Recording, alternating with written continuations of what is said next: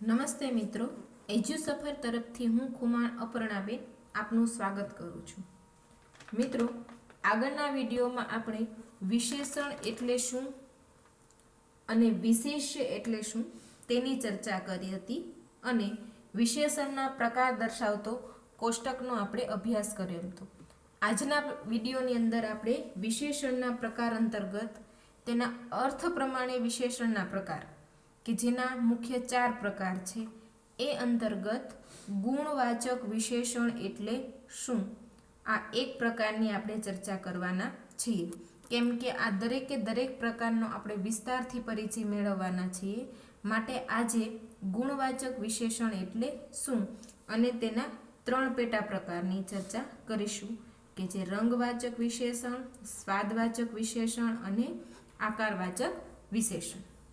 તો ગુણવાચક વિશેષણ એટલે શું? ગુણ એટલે શું એનો આપણને ખ્યાલ છે. ગુણ શબ્દના 2 અર્થ થાય છે કે એક ગુણ એટલે વ્યક્તિની અંદર જે કે વસ્તુની અંદર, પ્રાણીની અંદર, ગમે તેની અંદર રહેલી જે સારી બાબત છે એને આપણે એના ગુણ કહીએ છીએ. અને ગુણનો બીજો અર્થ થાય છે માર્ક્સ. પરીક્ષાની અંદર વિદ્યાર્થીઓ કેટલા ગુણ મેળવેલા એ વાત છે. પણ અહીંયા અત્યારે આપણે એ ગુણની વાત નથી કરતા. આપણે વસ્તુ, વ્યક્તિ કે પ્રાણી, પદાર્થ એના માટે હવે આપણે વિશેષ્ય એવો શબ્દ વાપરીશું. આપણે આગળ વિશેષ્ય એટલે શું એ સમજ્યા છીએ. તો અહીંયા આપણે હર વખત નામ, સર્વનામ, પ્રાણી કે પદાર્થની વિશેષતા દર્શાવતા કે ગુણ દર્શાવતા શબ્દો એ હર વખત ઉપયોગ કરીશું નહીં. અહીંયા આપણે વિશેષ્ય એવો શબ્દ વાપરીશું. તો ગુણવાચક વિશેષણ એટલે શું? જે વિશેષણ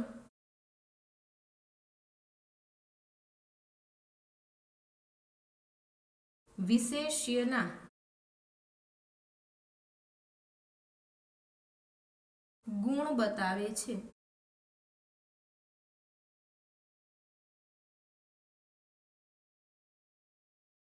તેને ગુણવાચક વિશેષણ કહેવાય છે.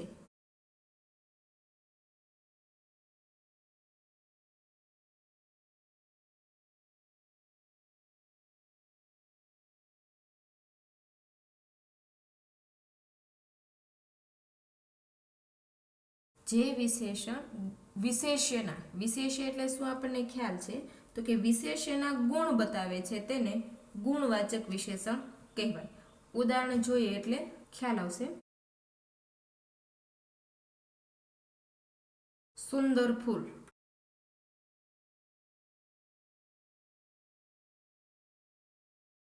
વિશેષ્ય શું છે? ફૂલ. એનો ગુણ બતાવતો વિશેષણ સુંદર. તો સુંદર છે એ ગુણવાચક વિશેષણ થાય. સફેદ ઘોડો.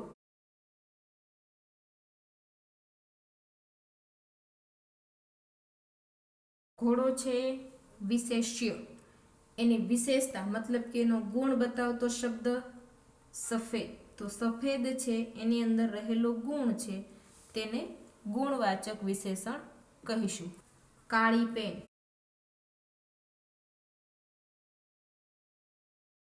મિત્રો, તમને ખ્યાલ આવી ગયો હશે કે આની અંદર કયો શબ્દ છે તે ગુણવાચક વિશેષણ છે. જાડી છોકરી.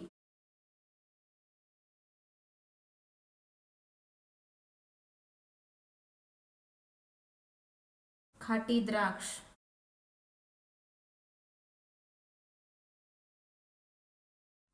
અધોરેખિત શબ્દો છે તે ગુણવાચક વિશેષણ છે. કાળી, જાડી, ખાટી વગેરે.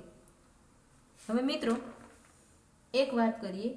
વિશેષ્યના ગુણ મતલબ કે એનો આકાર, એનો કદ, એનો રંગ, દ્રવ્ય, સ્વભાવ, કાર્ય, સ્વાદ વગેરે. કોઈ વ્યક્તિની અંદર ગુણ એક જ પ્રકારનો નથી. મેં તમને આગળ પણ વાત કરી, ગુણ પણ અલગ અલગ પ્રકારના હોય છે. કોઈનો કદની અંદર ગુણ, રંગ આધારિત ગુણ, દ્રવ્ય આધારિત ગુણ, સ્વભાવનો ગુણ, કાર્ય છે, સ્વાદ પ્રમાણેનો ગુણ. તો એ ગુણ પરથી પણ ગુણવાચક વિશેષણના આપણે 3 પેટા પ્રકાર જોવાના છીએ, જેને મેં તમને ચાર્ટ સમજાવતી વખતે વાત કરેલી. તો એ માટેનું ગુણવાચક વિશેષણનું પ્રથમ પ્રકાર છે રંગવાચક વિશેષણ. તો રંગવાચક વિશેષણ એટલે શું? જે વિશેષણ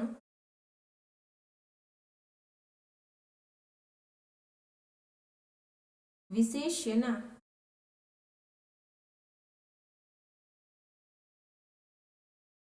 રંગનો ગુણધર્મ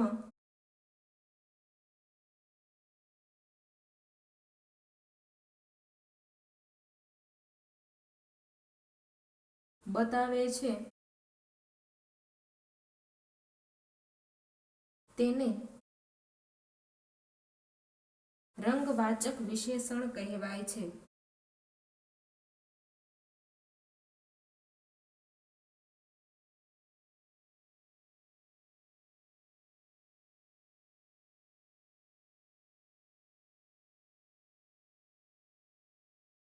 જે વિશેષણ વિશેષ્યના રંગનો ગુણધર્મ બતાવે છે તેને રંગવાચક વિશેષણ કહેવાય છે.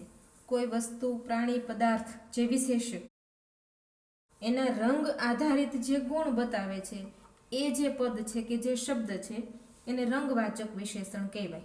દાખલા તરીકે લીલી ના ઘેર.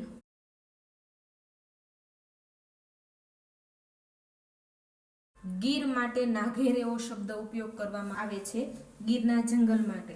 તો જ્યારે લીલોતરી છવાયેલી છે તો કે લીલી નાઘેર.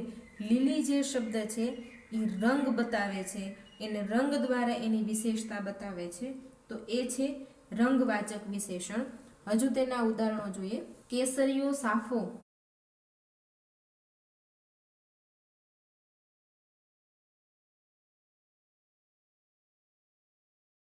સાફાનો રંગ કેસરીયો, જે રંગવાચક વિશેષણ. કાળી કોયલ.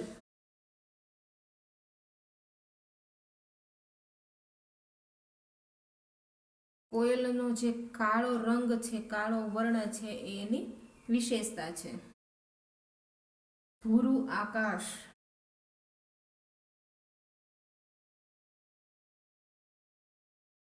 ભૂરું શબ્દ છે રંગવાચક વિશેષણ છે. શ્વેત કમળ. કમળ તો ખરું પણ કેવું તો કે શ્વેત, સફેદ કલરનું. તો આ જે શબ્દો છે તે રંગવાચક વિશેષણ કહી શકાય. હવે ગુણવાચક વિશેષણનો આપણે બીજો પ્રકાર જોઈએ, સ્વાદવાચક વિશેષણ. સ્વાદવાચક વિશેષણ એટલે શું? જે વિશેષણ દ્વારા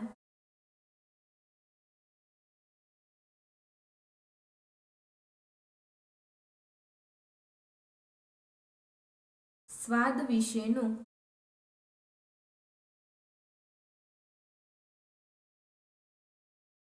અર્થ બતાવવામાં આવે છે.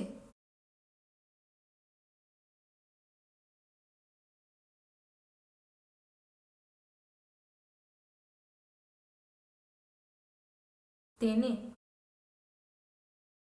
સ્વાદવાચક વિશેષણ કહેવામાં આવે છે.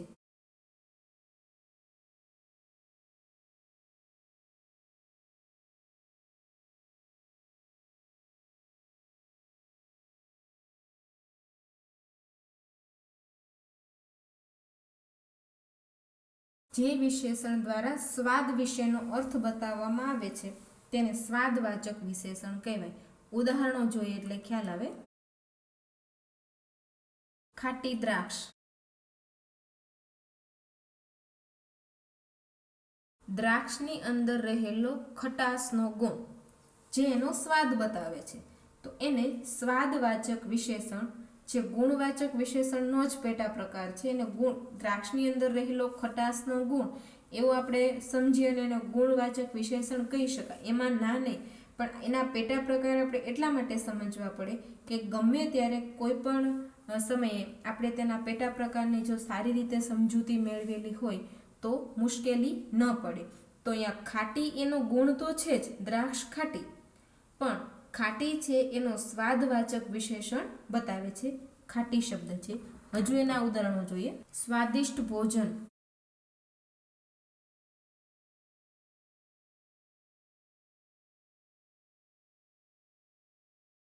ભોજન તો ખરું પણ કેવું તો કે સ્વાદિષ્ટ, તેનો સ્વાદ બતાવે છે.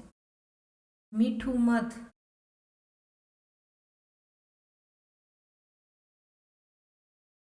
તાજું દૂધ,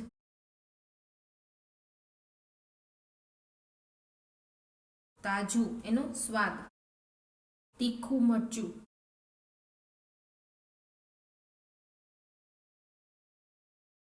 તીખાશ એનો સ્વાદ બતાવે છે. તો રેખાંકિત જે શબ્દો છે તે સ્વાદવાચક વિશેષણ બતાવે છે.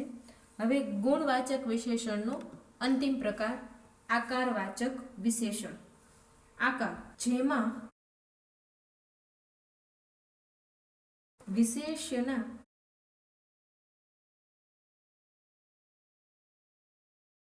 આકાર અંગેનો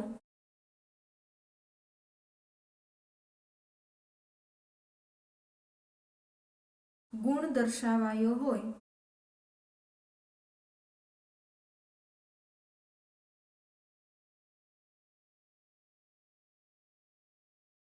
તેને આકારવાચક વિશેષણ કહે છે.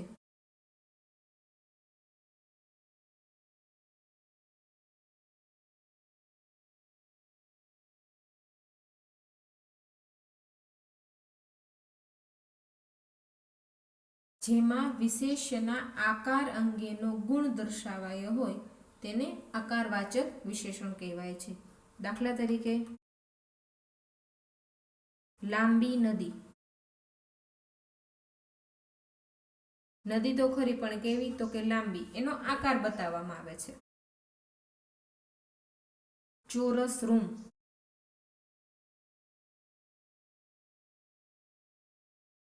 ગોળ બગીચો.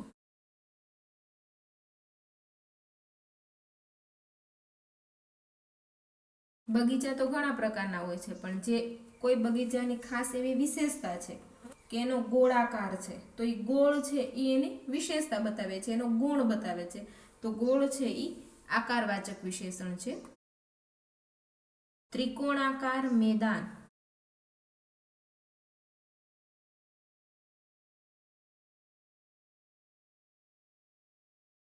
અહીં ત્રિકોણાકાર શબ્દની અંદર સંધિ છૂટી થાય તેમ છે. ત્રિકોણ વત્તા આકાર. ત્રિ એટલે 3, કોણ એટલે ખૂણા, આકાર એટલે આકાર. 3 ખૂણાનો આકાર ધરાવતું મેદાન. તો જે મેદાન છે ત્રિકોણાકાર છે તો એનું આકારવાચક વિશેષણ બતાવે છે. ત્રાંસી લીટી. મિત્રો, અહીંયા ત્રાંસી, ગોળ, ચોરસ, લંબગોળ, લાંબી, ત્રિકોણ વગેરે પ્રકારના જે શબ્દો વપરાયેલા હોય ત્યારે એને આકારવાચક વિશેષણ કહેવામાં આવે છે. આ વાત થઈ ગુણવાચક વિશેષણ અને ગુણવાચક વિશેષણના 3 પેટા પ્રકારની. હવે પછીના વિડીયોમાં આપણે તેના અર્થ પ્રમાણેના તેના બીજા પ્રકાર અર્થાત સંખ્યાવાચક વિશેષણની ચર્ચા કરીશું. મિત્રો, જો આ વિડીયો તમને ગમ્યો હોય તો જરૂર લાઈક કરો અને તમારા મિત્રોને પણ શેર કરો. તેમજ જો તમે અમારી એજ્યુસફરની યુટ્યુબ ચેનલ સબસ્ક્રાઈબ ન કરી હોય તો સબસ્ક્રાઈબ બટન પર જઈને ક્લિક કરીને અમારી ચેનલ સબસ્ક્રાઈબ કરો, જેથી તમને એજ્યુસફર તરફથી દરરોજના નવા અપડેટ મળતા રહેશે. આ વિડીયો જોવા બદલ આપનો ખૂબ ખૂબ આભાર.